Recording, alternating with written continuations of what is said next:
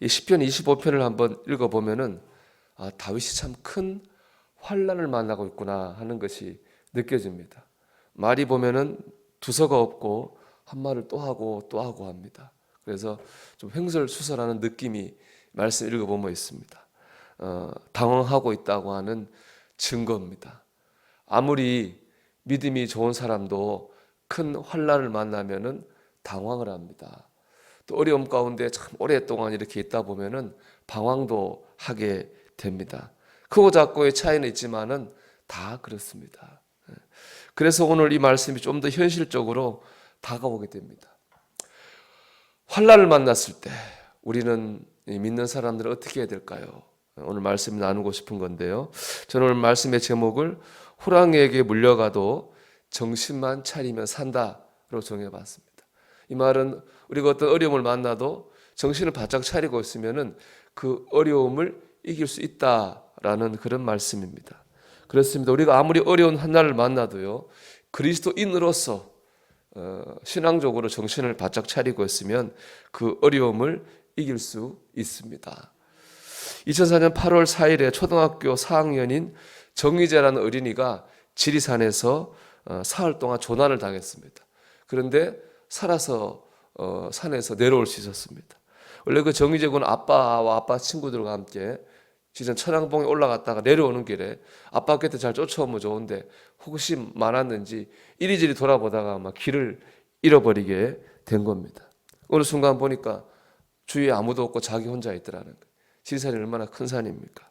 이때부터 이제 3일을 이 정희재 군은 초등학교 4학년이 그 산을 헤매고 다닌 거예요. 그때 그 아이를 인도해 줬던 건 뭐냐? 평소 그 아버지가 산을 많이 다니니까 아버지가 해주었던 말입니다. 밤이 돼 무서울 때 아버지가 한 말 생각했어요. 야, 우리나라 산에는 무서운 맹수는 살지 않아. 그 말이 생각나서 두려움을 견딜 수 있었습니다. 또 산에서 이제 비를 만나게 됐는데 산에서 비를 맞고 잠들면 체온이 떨어 죽을 수도 있어 라는 아버지 말을 생각하고요, 침낭을 쓰고 잠을 자지 않고 밤을 그냥 견뎠다는 거죠. 또 아버지가 산에서 길을 잃으면은 물소리 듣고 내려오면 돼. 개울로 내려오다 보면 산에 내려올 수 있어 라는 얘기를 듣고 그 물소리 듣고 개울을 통해서 산을 내려와서 위기를에서 구원받을 수가 있었습니다. 결국 정희재 군이 그 위기를 견딜 수 있었던 것은 평상시에 아버지가 한 말을 그가 기억하고 따랐기 때문입니다. 우리도 마찬가지입니다. 우리는 어려움, 위기 가운데에 하나님의 말씀을 구원의 말씀으로 믿어야 됩니다. 그 말씀에 순종해야 됩니다. 도와주시기를 기도하라, 그럼 기도해야 되는 거죠. 회개하라 하시면 자기 스스로를 깨닫고 회개해야 됩니다. 낮아지라 하시면 낮아져야 됩니다. 그때그때마다 주시는 하나님의 말씀을 따라 나갈 때 우리는 위기에서 구원을 얻게 됩니다. 오늘 1절에서 보면요, 여호와여 나의 영혼이 주를 우러러보나이다 라고 했는데 정말 우리는 하나님을 그때 바라봐야 됩니다. 흔들리지 않고 끝까지 하나님을 바라보고 말씀에 순종할 때 우리는 위기를 극복해 낼 수 있습니다. 근데 오늘 본문 6절은요, 우리가 하나님을 이렇게 바라볼 수 있는 근거가 제시되어 있는 겁니다. 왜 우리는 하나님 어려울 때 바라봐야 됩니까? 또 하나님을 바라볼 수 있는 자격을 어떻게 가지게 되었느냐 하는 건데요, 그것은 바로 하나님의 인자와 긍휼 때문입니다. 6절 말씀 읽어보면요, 여호와여 주의 긍휼하심과 인자하심이 영원부터 있었사오니 주여 이것들을 기억하옵소서. 다윗은 하나님의 인자와 긍휼을 붙들고 기도하고 있는 거예요. 인자와 긍휼 때문에 기도하고 있는 거거든요.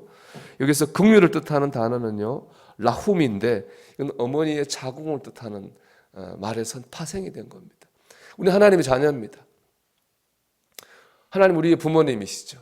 어머니가 자녀를 사랑하듯이 하나님께서 우리를 사랑하십니다. 그래서 우리를 도우시고 우리를 지키십니다. 이것이 바로 하나님의 긍휼입니다. 우리 하나님의 긍휼을 믿고 하나님을 바라보고 의지해야 되는 겁니다.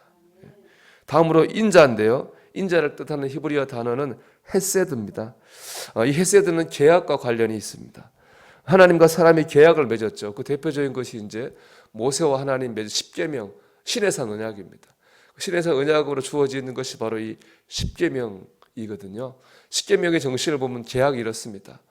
우리는 하나님 나의 하나님 믿어야 됩니다.